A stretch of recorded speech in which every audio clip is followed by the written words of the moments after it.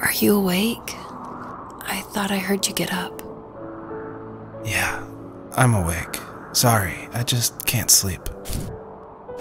Are you thinking about him? Yeah, a bit. Usually get back to sleep, my love. I'm fine. No, it's okay. What else is on your mind? I don't know, it seems weird, but I had one of the most vivid dreams of my life. I saw a fox on a snowy mountain, just looking confused and worried. Those eyes, I can't get those eyes out of my head. She was running in the windy snow, looking for something. Do you think it has to do with you and what's been going on? I don't know. It was just a dream, Rachel. They're not meant to make sense. A lot's happened the past couple days, that's all. Well, if you're not going to sleep anyway, you should tell me. I want to hear. All right.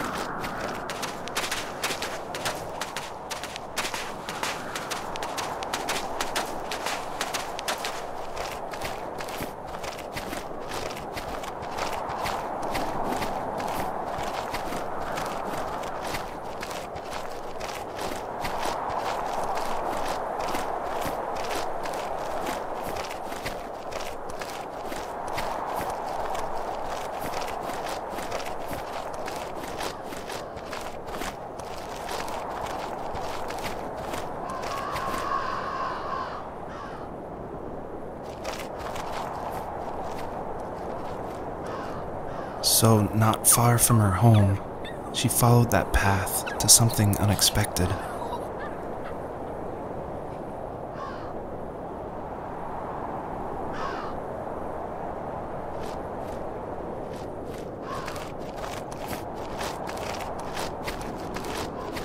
She couldn't stay, though. She had to find her other two children. So she took that path. She followed it towards something ancient. Something with answers.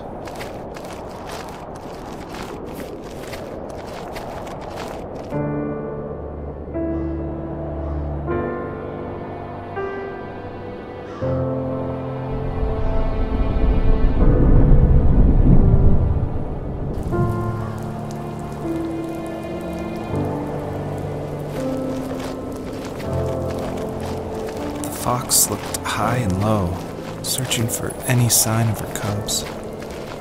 Points of light showed the way to this ancient tree. It was as if each one had a story to tell, all their own.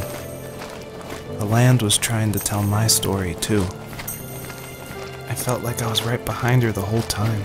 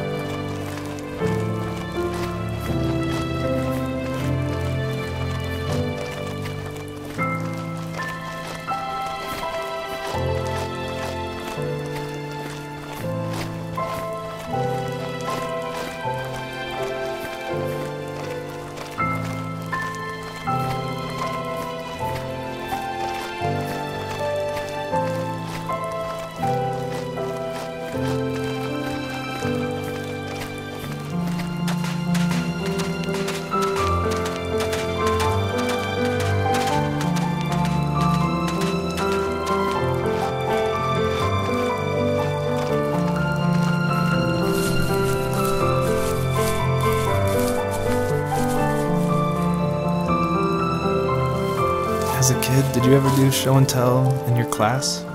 Yeah, I think I only did it once, when I was in the 4th grade. You know how my life was around then. I wanted to show my class what helped pass the time and distracted me, so I brought a dozen paper cranes I had made. I think I told everyone how badly I wanted to be a bird and fly, embarrassingly enough. Don't be embarrassed. Every kid wants to fly. For me, it was another toy from my dad, a wooden boat. I remember guarding it so carefully in my hands as I walked into class. When I sat down, a group of boys immediately made fun of it. They asked which trash can I found it in, or why an ugly log was my favorite toy. When I got up, I didn't even want to tell them my dad had carved it. I said it was a joke gift my friend had given me. Kids can be so cruel. Some of them are. I shouldn't have let them get to me, but it did. It's amazing we bounced back at all.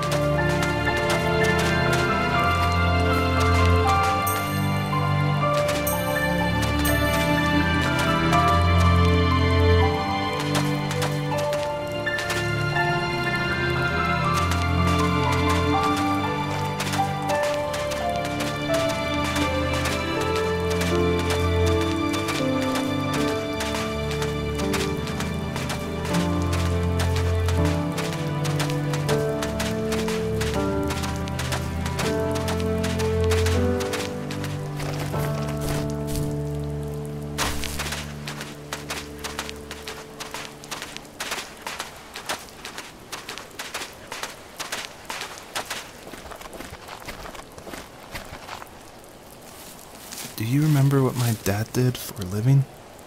Wasn't he like a lumberjack? That's one way of putting it. If wood was a canvas, then a carving knife was his paintbrush. Even after working a 50-hour week, even after his hands were more splinters than skin, he would bring home the nicest piece of Alaskan weeping cedar and make me toys. That wooden train was the first toy I can remember, and I loved it. I just knew from a young age I was going to be a lumberjack, like my father.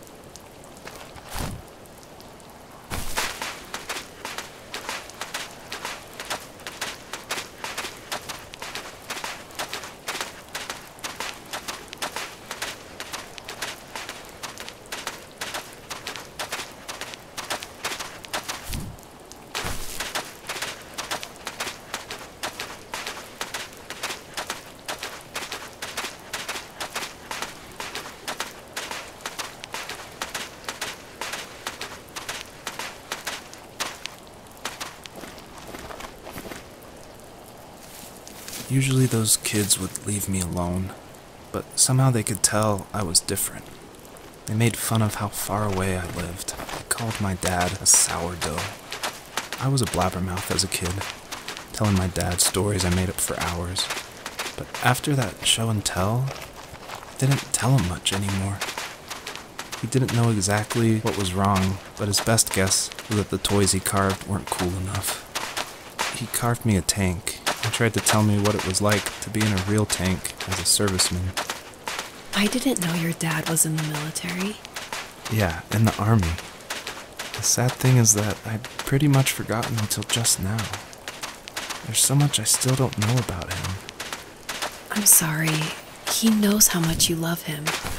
You're going to see him again soon, and have some closure, I'm sure.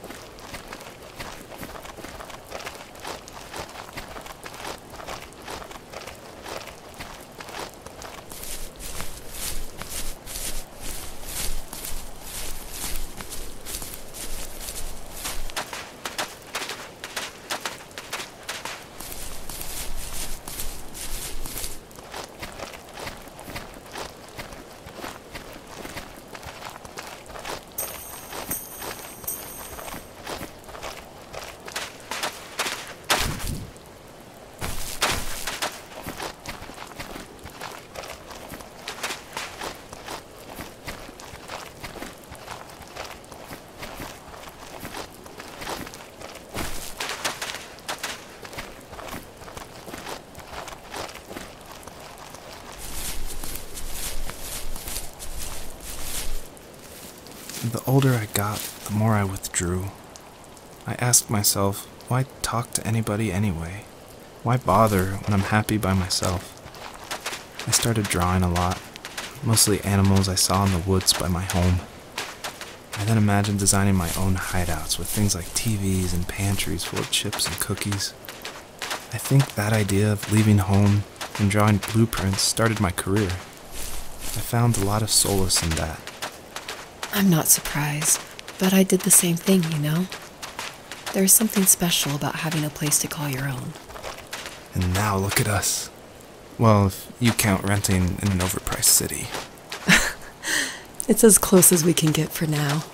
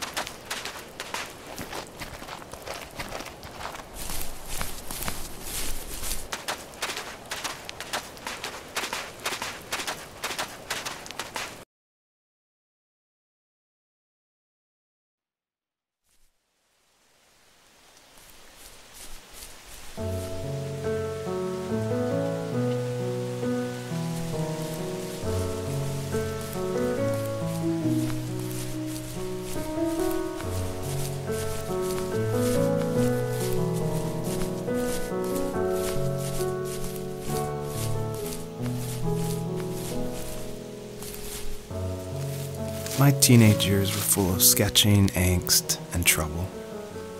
I wasn't popular or unpopular. Maybe just forgettable. I guess that gave me a sense of freedom, so I hung out with crazy kids, doing crazy things, even though I mostly just watched the chaos ensue. We did it all. Put fireworks in mailboxes, hide roadkill in people's garages, break windows of the barber shop in Anchorage. My dad was furious, but he was so busy working he couldn't do much to stop me from going out. I think being an adult means there's no one to stop you making hard decisions. He had to make a living, and he couldn't be in two places at once. Yeah, I realize that now.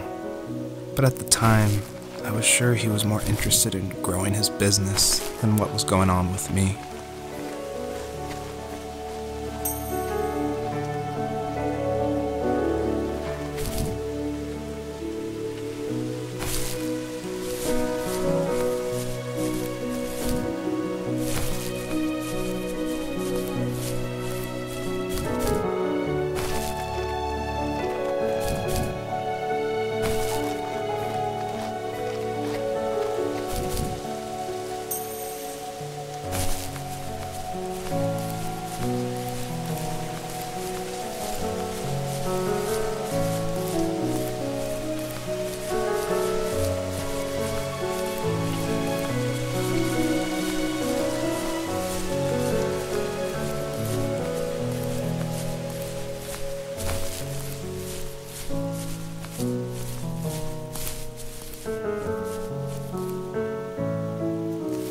He was working another late night, and my friends were over, saying how bored they were and how they had come all the way out to my house for nothing.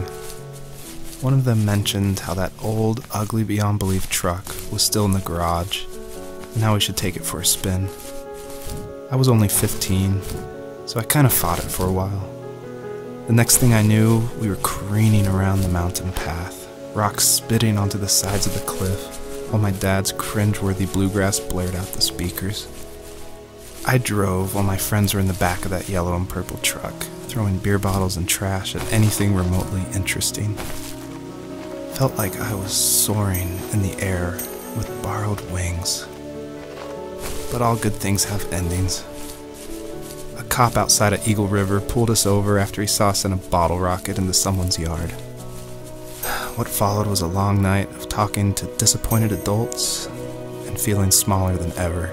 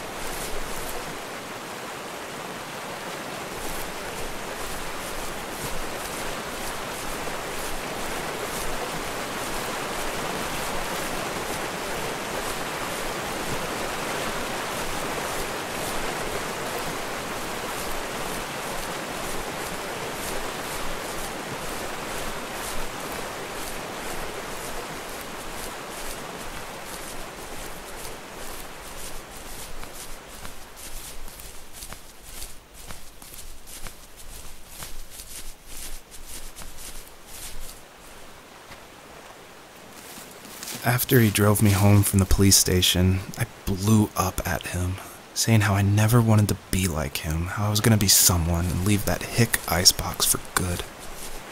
He just looked forward at the road with tired eyes. I took out that bluegrass tape from the cassette deck and chucked it out the window. In my sage teenage wisdom, I thought I had proved the ultimate point, but my dad had a different idea. He slammed the brakes, slowly bowed his head while gripping the steering wheel, and finally looked at me. All he said, like it was a polite request, was, "Make this right." I sat there in silence, fuming, but I eventually got out and combed every square inch of the woods, muttering profanity after profanity. I found it 30 minutes later, near a small waterfall off the road. I went back to the truck, put the wet tape back in, and sure enough, it worked. We didn't speak another word to each other the rest of the night. Wow, I knew you were a crazy teenager, but... It's hard to believe, isn't it? It surprises me too. It's like I didn't really know who that kid was back then. I bet my dad thought the same thing over and over. It's almost like he was saying, make this right, to himself, more than to me.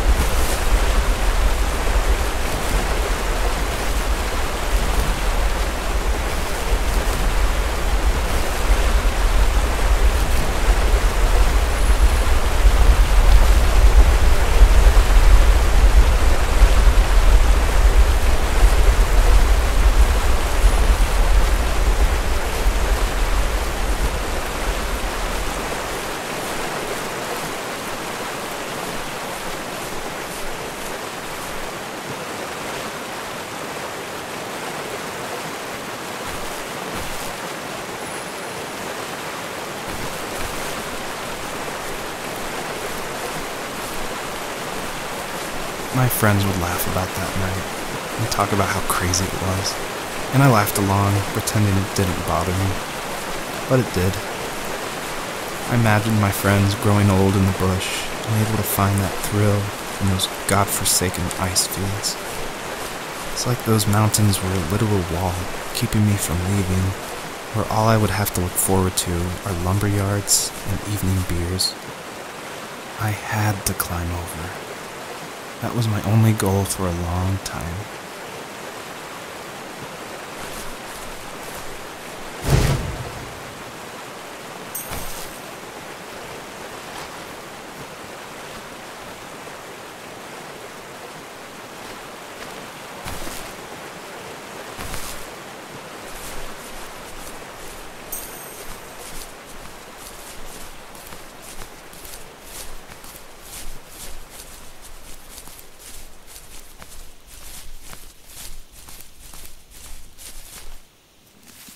If there was some way I could take my love of drawing and turn it into a way of escape, nothing would make me happier. I wanted to create instead of tearing trees down. I wanted to move to the lower 48, not because I hated it there in Alaska, but I hated the idea of it. It's like all of that spite inside me had created this monster which followed me around my whole teenage years. I put so much energy into doing what others didn't expect of me. Why did I do that? There's one fact you're forgetting, though. If you didn't have that fire in you, we probably would have never met.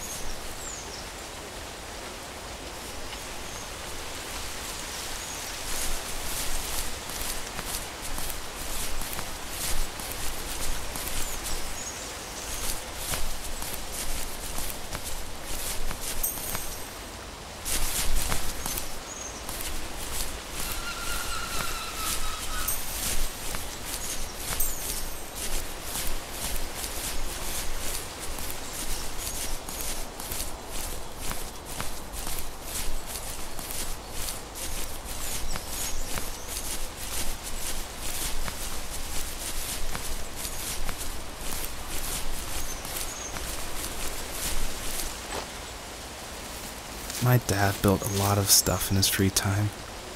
If he wasn't watching fly fishing or reading Tom Clancy novels, he was carving something. He made tons of birdhouses. Not that he was into bird watching, but I think he really missed working and adding on to the home. If he couldn't afford the time to build onto our own house, he would have to settle with watching birds move into their little homes. We kept an old mattress in the bed of that ugly yellow truck, so we would drive it deep into the woods and then watch the birds fly into their houses while the sun set. Usually it was accompanied by venison jerky or a cold Coke, but not a lot of talking, which is how we both liked it.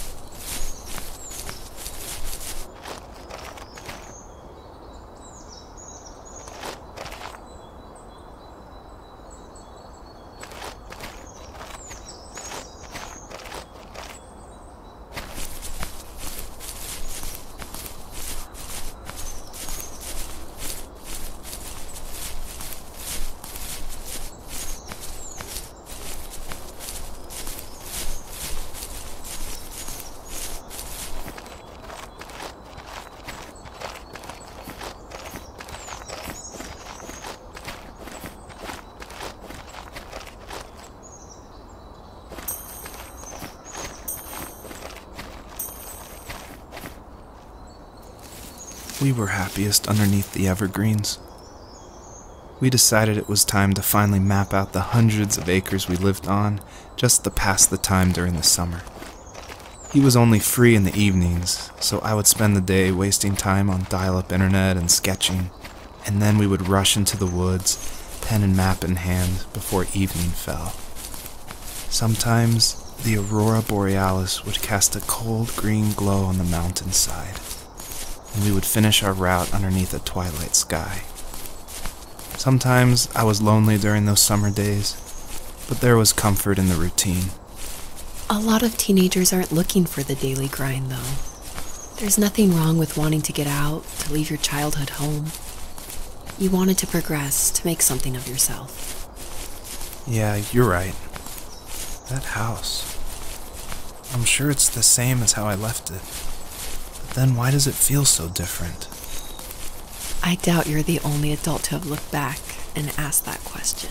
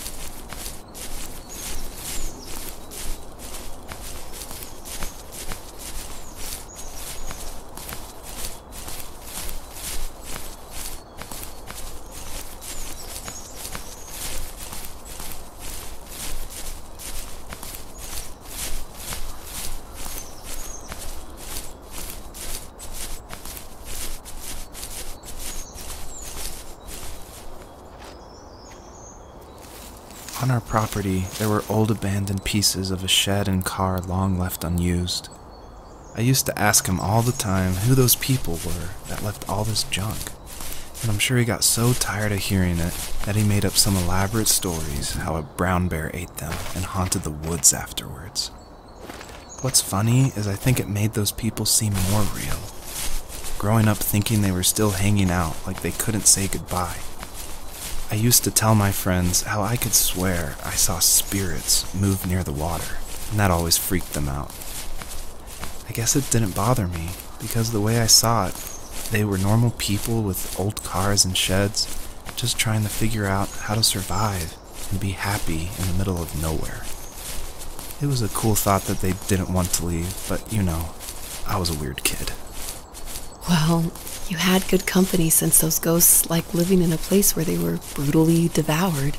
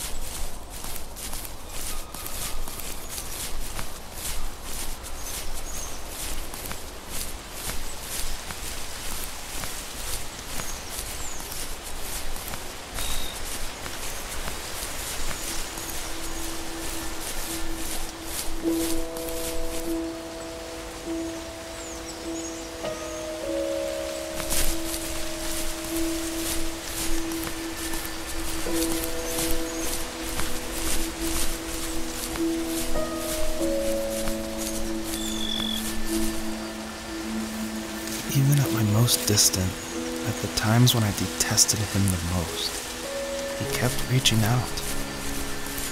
For a year straight, he asked me every week when we were going camping. I thought he was just dense.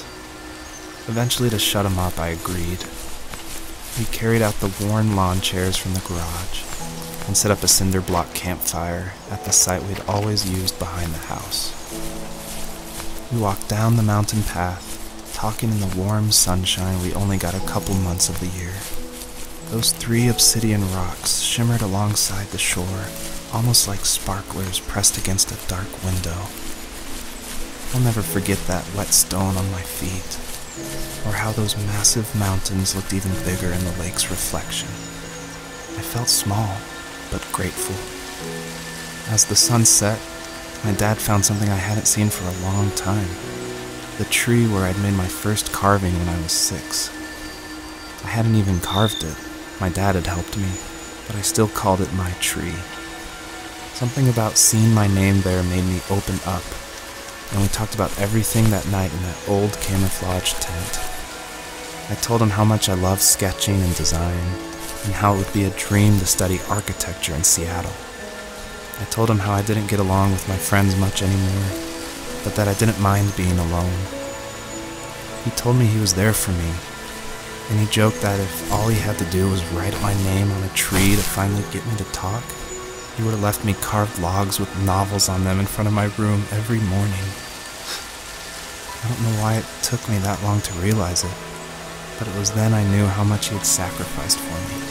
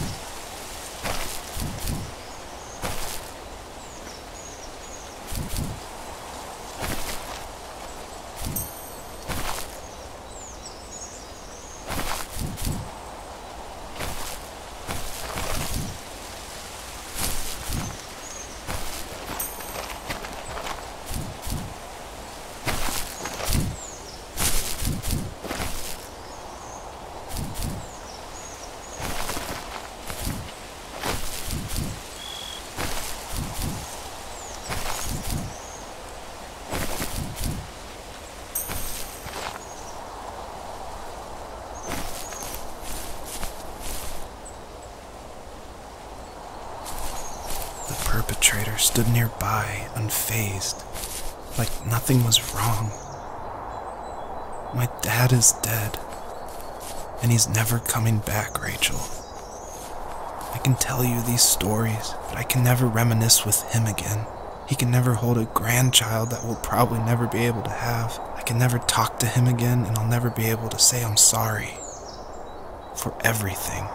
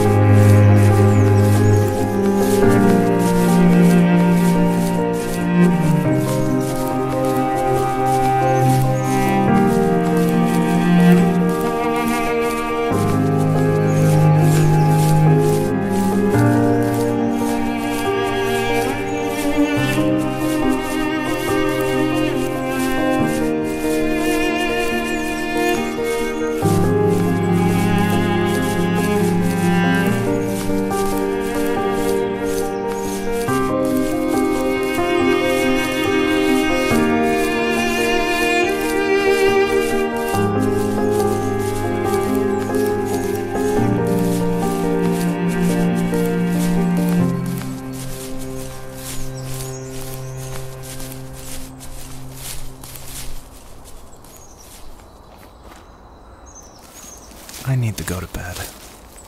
I just can't talk about this anymore. Good night.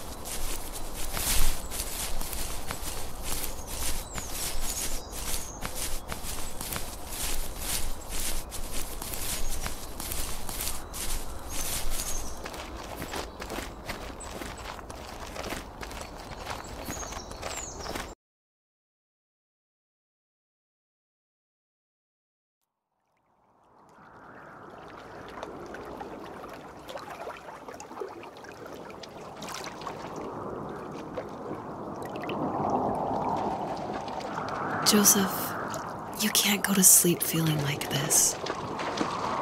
I'm sorry for everything, and I know you need space, but I'm here for you. You don't need to feel so lost. Joseph, have I ever told you what my mother was like?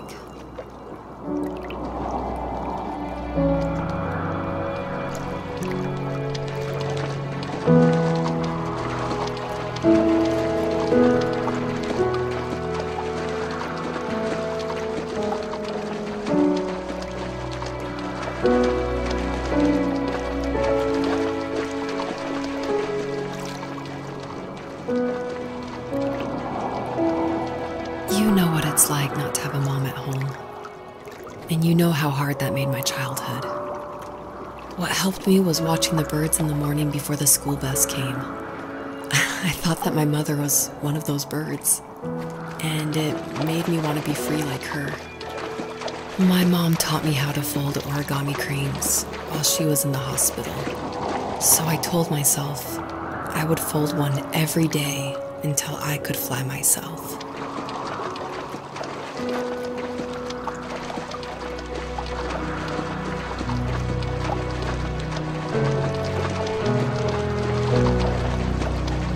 I think we both have always loved animals, and for me that love started with a dog.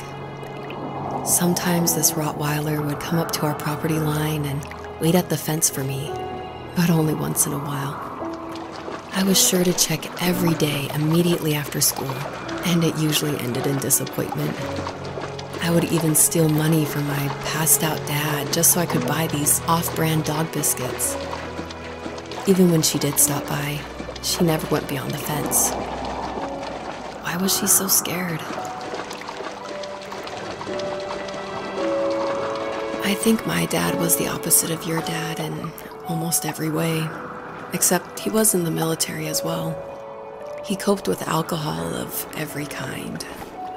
The trailer started falling apart, he got angry, and I withdrew. More and more I became the weird, quiet kid who made lots of origami birds and carried dog biscuits around. I think we were pretty similar when it came to being the weird kids. And that same sincerity in college was one of the reasons I was so drawn to you.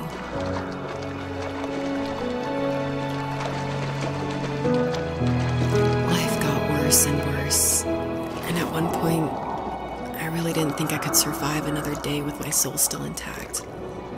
I had no real friends, let alone neighbors, since we lived in the middle of nowhere.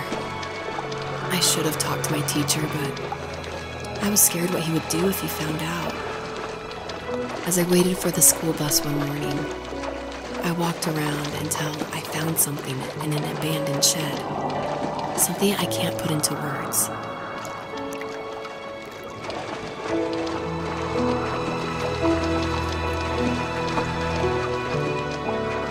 I summoned courage I didn't know I had, and I broke into my dad's room and found the key to the shed where he had locked my bike. I'll never forget that feeling. The wind rushing by my ears as the sun rose over fields of wheat. I was flying for the first time. I biked as far as my legs could take me until I found a house that felt friendly and that felt like home. Those strangers helped me in so many ways. And if it wasn't for them, I wouldn't have found my foster family. And if it wasn't for my parents, I wouldn't have met you.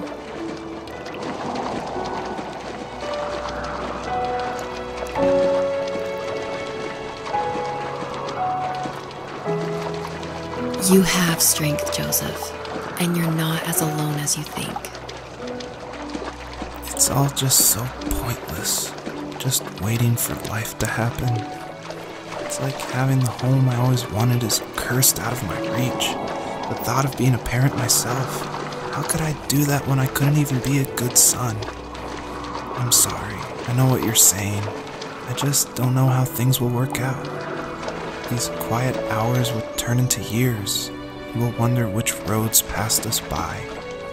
Then we'll forge a new road together.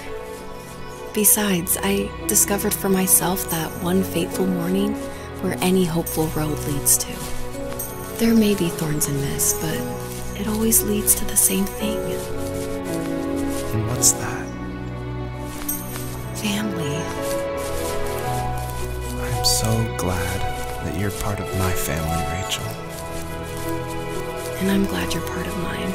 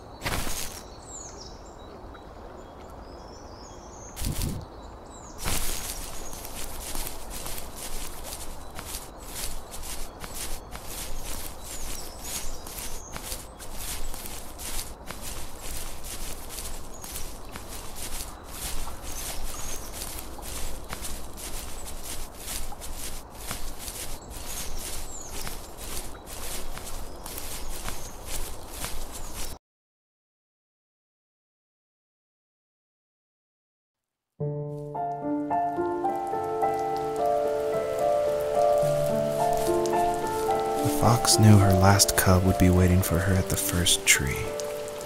She was almost there.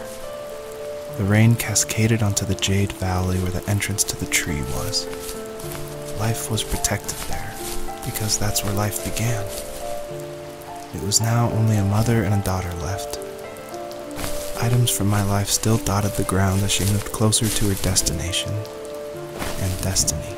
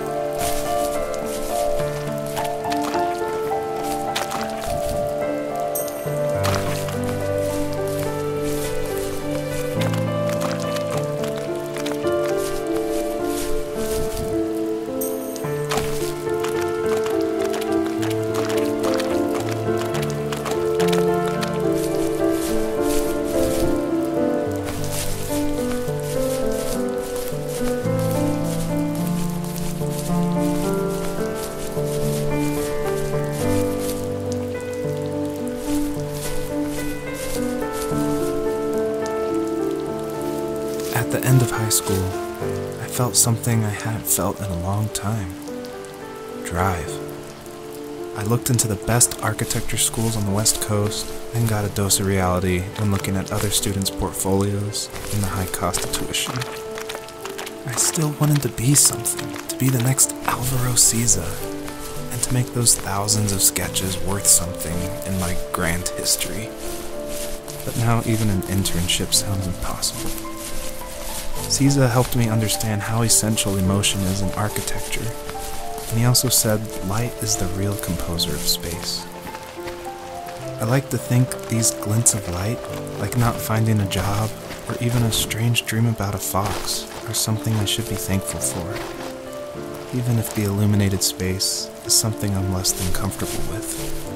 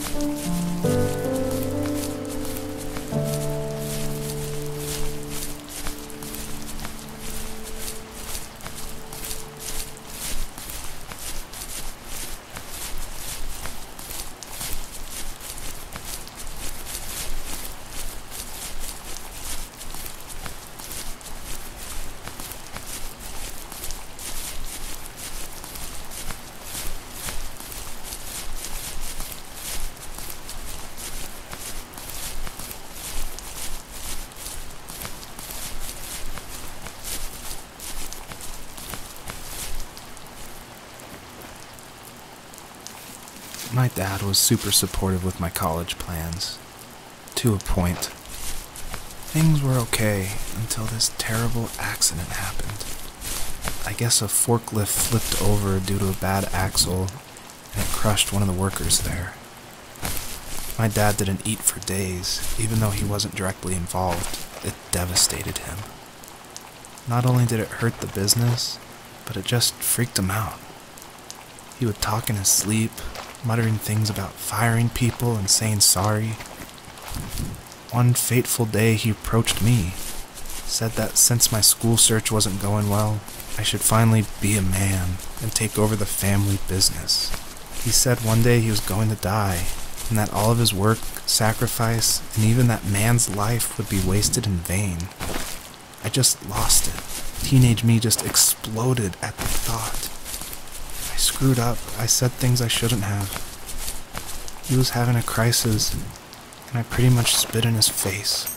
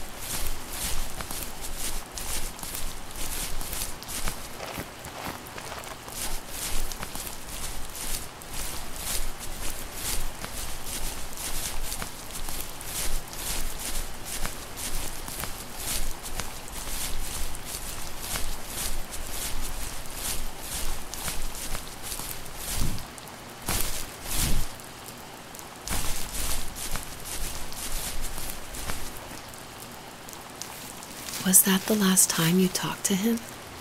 No, I called on holidays, and he would call on my birthday. I guess we acted like nothing ever happened, which was stupid. Didn't want to ask about his lumberyard, and I'm sure he didn't want to ask about my job search.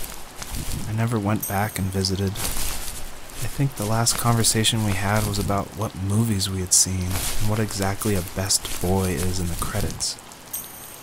I thought he would be here so much longer.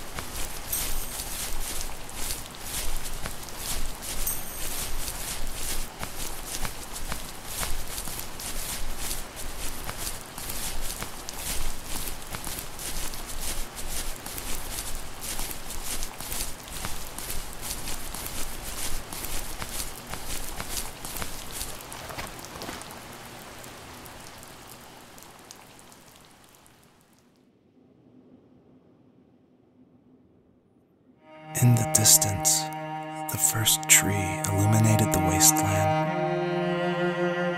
She couldn't go home anymore. She did the only thing she was capable of: moving forward. My dad died alone in the middle of the wilderness. I should have been talking to him more. I should have done a lot of things differently. If the first tree on earth brought life with it, if it taught the birds to sing and fly and showed saplings how to grow, what could it do for us?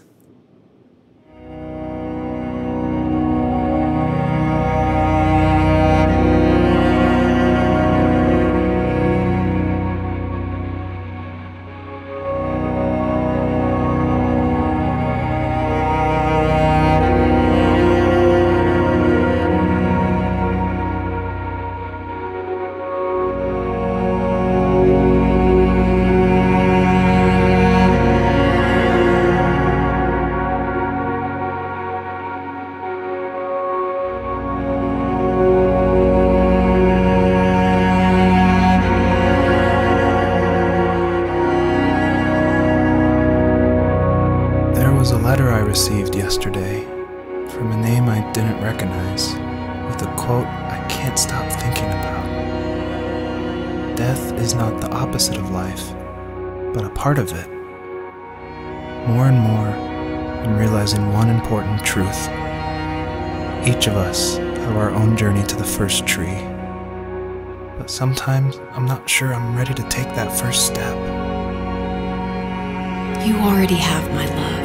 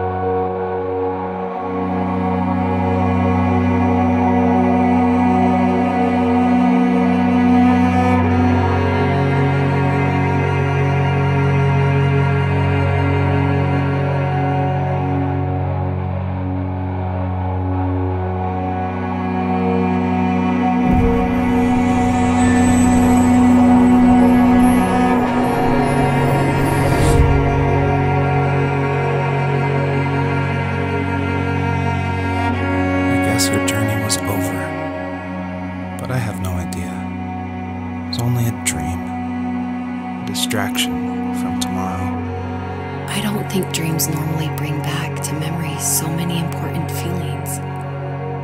Maybe it was just a dream, but it was also a gift. Yeah, I suppose. But tomorrow we're getting on a plane to the last place on Earth I want to be. The only person that would have made the trip worth it is gone. You're going to see him and be with him one last time before you say goodbye. I have one last quote for you by Emerson, sealed in an imaginary letter from me to you. It is the secret of the world that all things subsist and do not die, but only retire a little from sight and afterward return again. Go to sleep, my love. We have a big day tomorrow, but I'll be there with you every step of the way. Thank you. Thanks for listening. Good night, Rachel. Good night, Joseph.